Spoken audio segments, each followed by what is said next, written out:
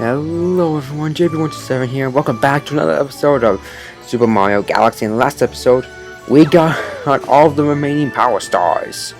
And today, before we do a rematch with Bowser, I wanted to do Rosalina's story. So, let's head into the library and let's read her story.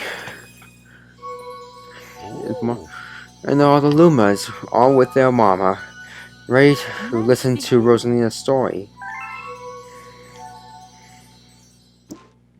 Yay. Chapter 1, The Celestial Duo. Our story begins a very, very long time ago with a young girl. One day, this girl spotted a rusted spaceship holding a small star child.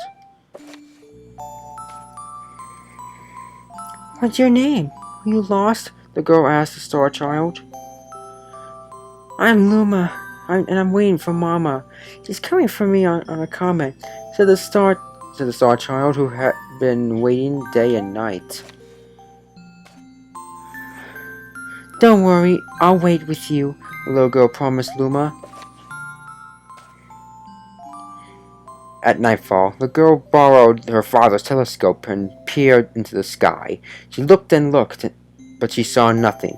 Hours turned into days, and then years, but still the sky revealed nothing.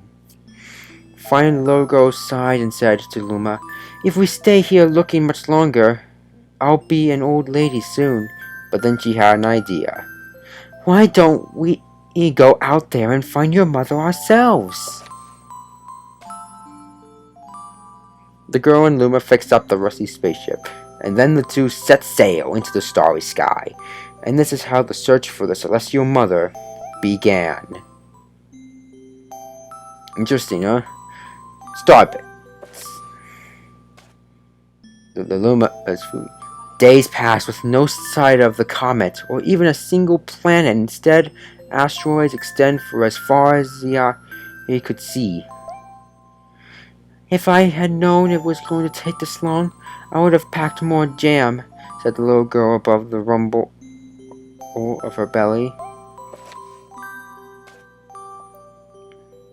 Before they left, she had packed all the essentials: telescope, butterfly net, stuffed bunny, bread, milk, jam, and apricot-flavored tea, but I forgot to bring water. As this, Luma burst into gales of laughter, and the girl began to pout. As long as I have starbits, I'll be fine, said Luma. Want some? The little girl couldn't stay mad after hearing this. Luma continued to laugh, and the girl couldn't help but join in. Alright, maybe just a nibble. Leaning far out of the ship, the pair began to collect starbits. When the girl's net, they almost fell out of it a few times, but they kept on collecting. The starbits taste like honey. Very interesting. Chapter 3, The Comet. A beam of light pierced through the ship's window. Thinking it was the morning sun, the girl peered through the window, only to find a turquoise blue comet shimmering at her. The little girl shook the sleeping Luma awake and shouted excitedly, We have to get to that comet! The pair descended on the comet and found that it was made of ice. They looked high and low, but Luma's mother was nowhere to be found. Exhausted, the little girl sat down with a flop, utterly unable to take another step. Look! Peering down at the icy ground where Luma was pointing, the girl suddenly noticed clusters of starbits encased in ice. Pretty good, huh? Finding starbits is my specialty, said Luma, beaming. There's ice here, but it's not so warm. I'll bet there's water here too. The two decided to stay on the comet for a while. Riding the turquoise comet, the pair continued their search for Luma's mother. Chapter 4, The Dream. This little girl's gonna have a dream. One night, the girl dreamed about her own mother. Where are you going? She asked her mother's retreating back. Without turning, her mother replied, Don't fret, dearest. I'm not going anywhere. I'm always watching over you, like the sun in the day and the moon is in the night.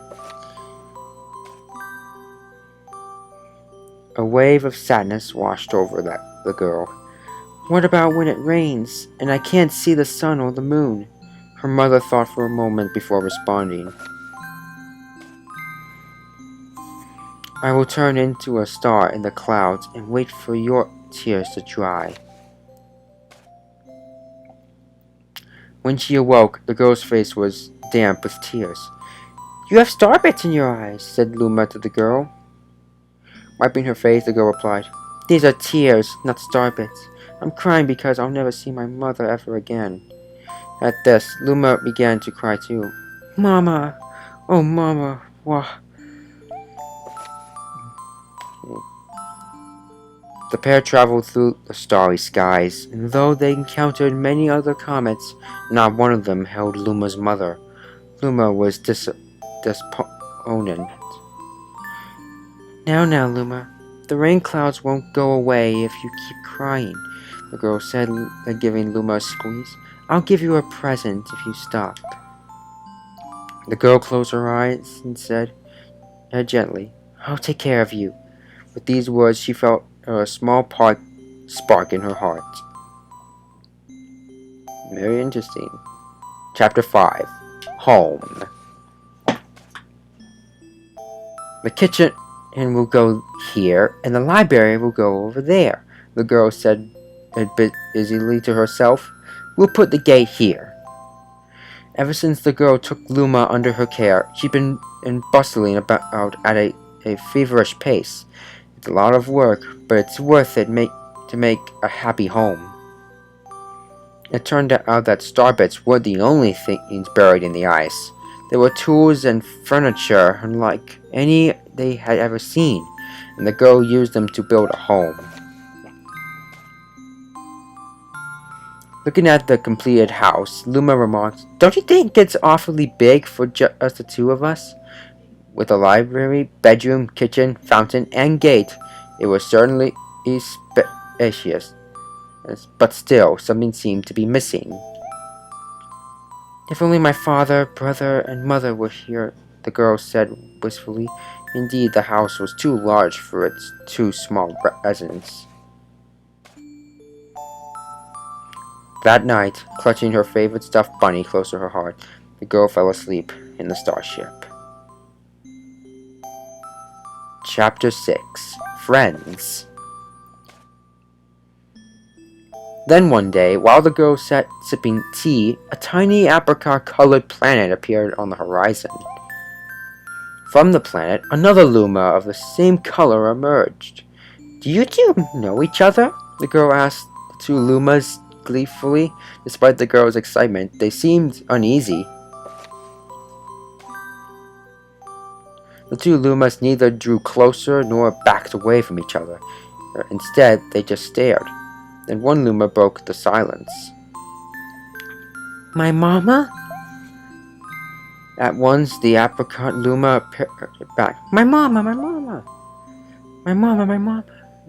The two Lumas began to dance around the girl frantically, and neither showed any sign of stopping.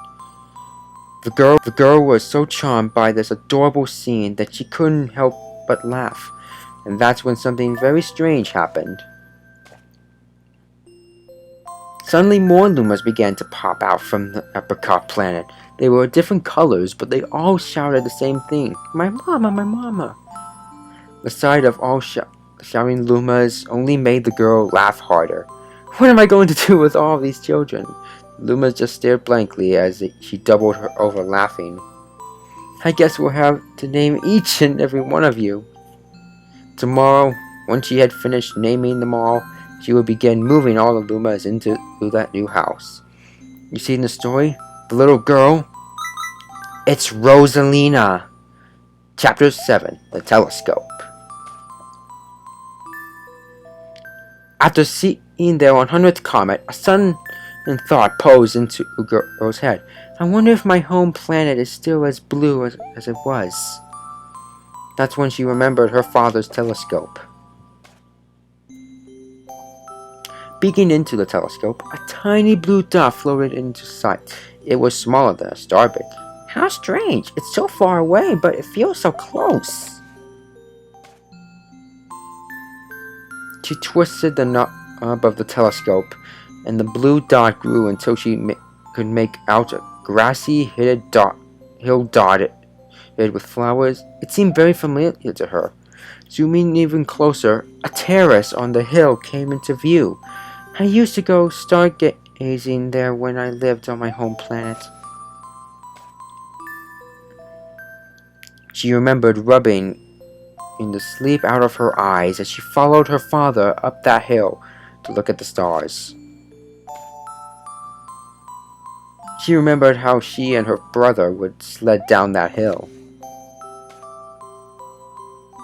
She remembered having picnics with her mother on that hill on bright and windy days. And I want to go home. I want to go home right now. The girl burst into tears and the lumas didn't know what to do. I want to go home. I want to go back to my house by the hill. I want to see my mother. The girl was shouting, now her face was wet with tears. But I know she's not there. I knew all along that she wasn't out there in the sky because she's sleeping under the tree on the hill. The girl's cries echoed through the stars, and a hush fell over the area. Chapter 8. The Wish. Though usually quite cheery, one day the girl became sad again. Luma drew closer and tried to comfort her. Mama, you still have me. And don't be sad about your mama, because she's a part of you. That means she's always close by. It's like me. I love starbits because they remind me of my mama. No, the girl said, unable to stop the tears. A lonely look flickered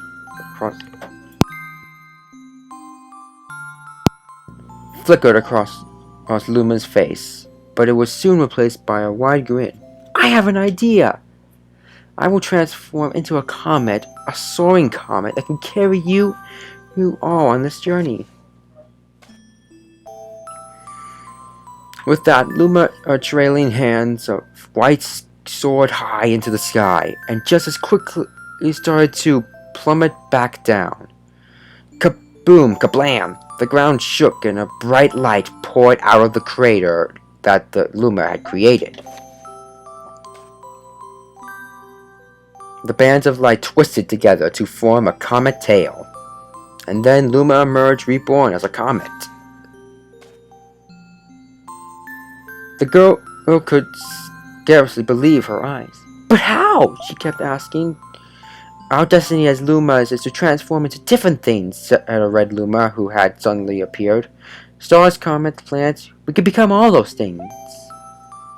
When I grow up, I want to become a star that makes someone special smile, said a green Luma.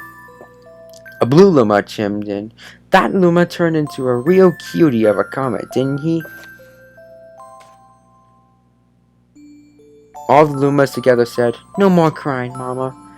Thank you, said the girl in a whisper, and she pulled the Lumas close and hugged them. From that day on, starbits no longer fell from the girl's eyes.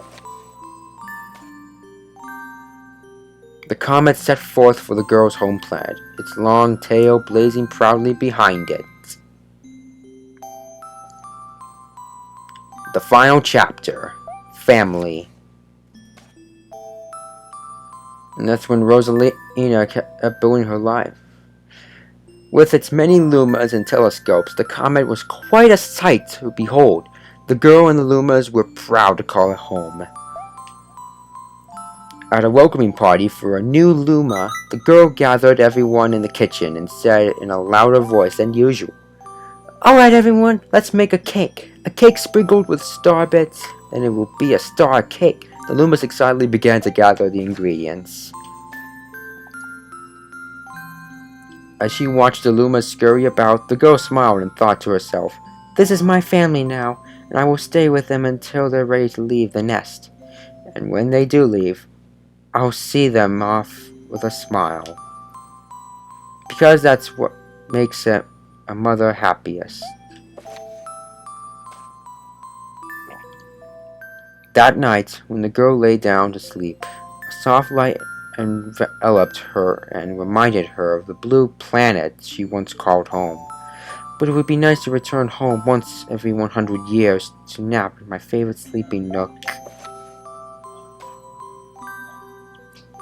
The comet carrying the lumas and the girl continued on its journey to this very day, with more family members in tow than can be counted.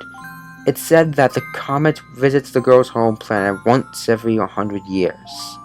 Its proud white tail glittered in the sky. The end. And that is the story of Rosalina.